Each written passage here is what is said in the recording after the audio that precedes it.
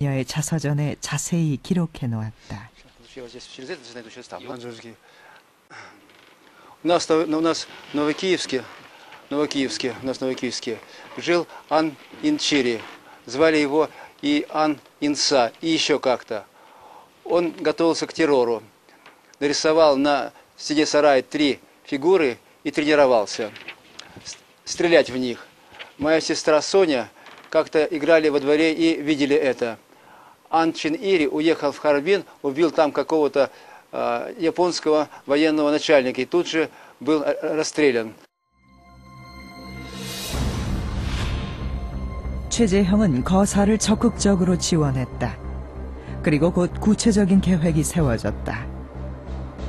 처단 장소는 하얼빈역, 러시아의 영향 아래 있기 때문에 재판은 러시아 법정에서 진행될 가능성이 컸다. 체포 시엔 공개 재판을 통해 대한제국의 사정을 세계에 알릴 수 있었다.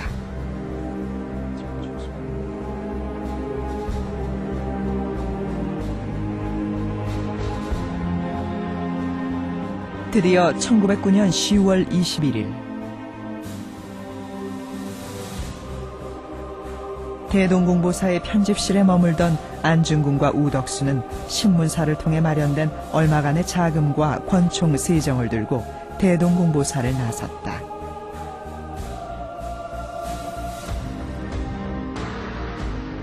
그리고 블라디보스톡에서 기차를 타고 하얼빈을 향했다.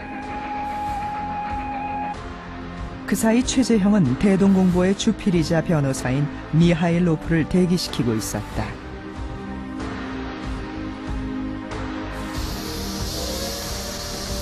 (1909년 10월 26일) 하얼빈역. 마침내 이토 히로부미의 모습이 안중근의 시야에 들어왔다.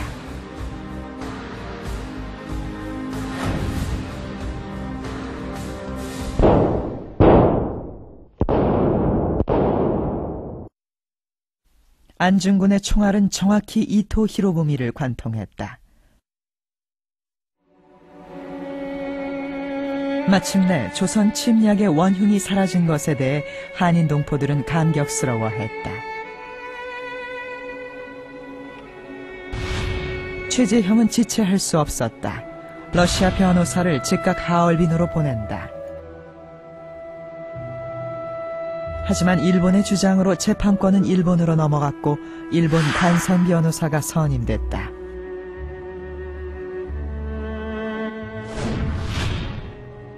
이 토공이 만주를 순시한다는 소식은 언제 알았나?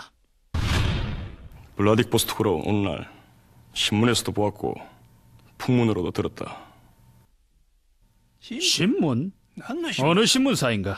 대동공보사에 가서 신문을 보았다. 따로 사람을 만나진 않았나? 신문을 좀 보여달라고 부탁을 했을 뿐이다. 하얼빈에来る 요이와 どうやって工面したのか? 일본은 암살의 배후를 밝혀내지 못했다. 안중근은 모두 혼자 꾸민 일이며 자금도 빌려서 마련한 것이라고 답변했다. 안중근 의사가 활동했던 1909년에 그 당시에 그 러시아 지역의 항일 독립운동을 실질적으로 이끌어갔던 인물이 바로 최재형입니다. 최재형은 동해의 총재였을 뿐만 아니라 러시아 지역의 항일 독립운동의 모든 재원을 실질적으로 지원했던 그런 인물이 바로 최재형입니다. 따라서 최재형의 체포라고 하는 것은 러시아 지역 항일 독립운동의 와해를 곧 의미합니다. 그런 측면에서 안중근 의사는 철저하게 최재형이라는 인물을 감쌌던 것으로 이렇게 보여지고 있습니다.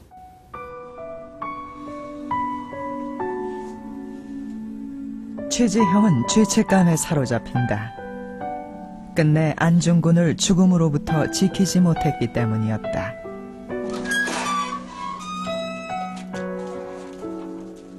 안중근이 일제에 의해 사형당하고 얼마 지나지 않아 최재형의 집에 안중근의 아내와 어린 자녀들이 찾아왔다. 최재형이 이들을 보살피기로 한 것이다.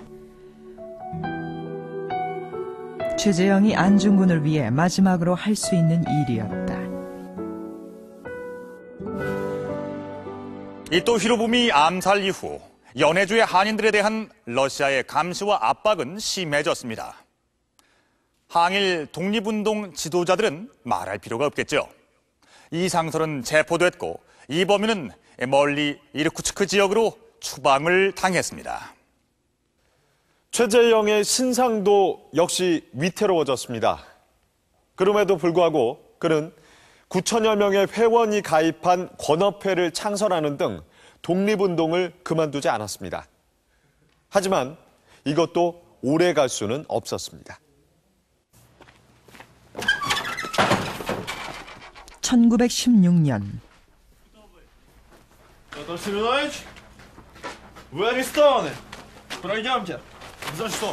최재형은 러시아 당국에 의해 체포된다.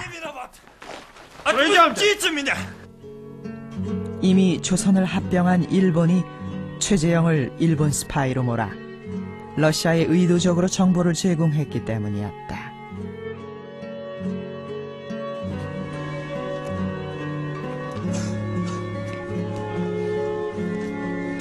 결국 무혐의로 풀려나긴 했지만 러시아는 최재형을 경계하며 그와의 관계를 끊어나갔고 거래 또한 하려들지 않았다. 최재형은 1914년 1차 세계대전이 발발 이후에 특히 그의 경제는 여러 가지로 이제 어려움을 겪게 됩니다. 그동안 있었던 부는 독립운동에 거의 사용을 하였고 또 경제적인 활동은 또 일본과 러시아의 견제에 의해서 제대로 이루어질 수가 없었습니다. 연해주 우슬리스크. 이곳은 최재형이 마지막 발자취를 남긴 곳이다. 바로 이 집이 최재형 선생님이 마지막에 사셨던 집입니다.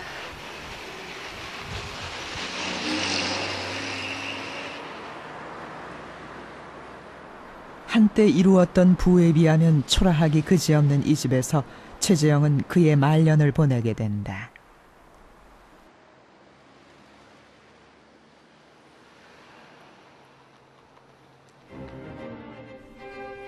그런데 1917년 러시아는 큰 소용돌이에 휘말리게 된다. 바로 러시아 혁명이 일어난 것이다.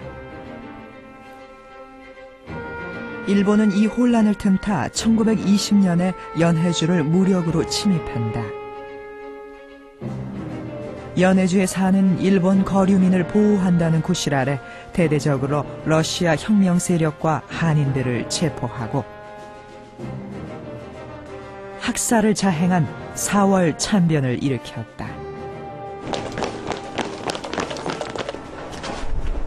1920년 4월 5일 아침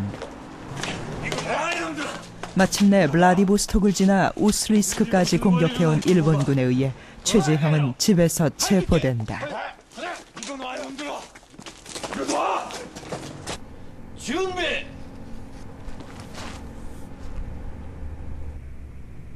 취조도 재판도 아무것도 없었다.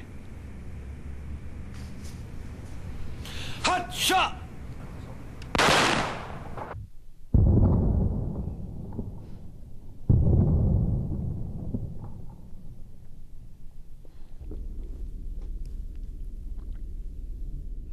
이렇게 항일운동의 거목 최재형은 일제에 의해 쓰러졌다.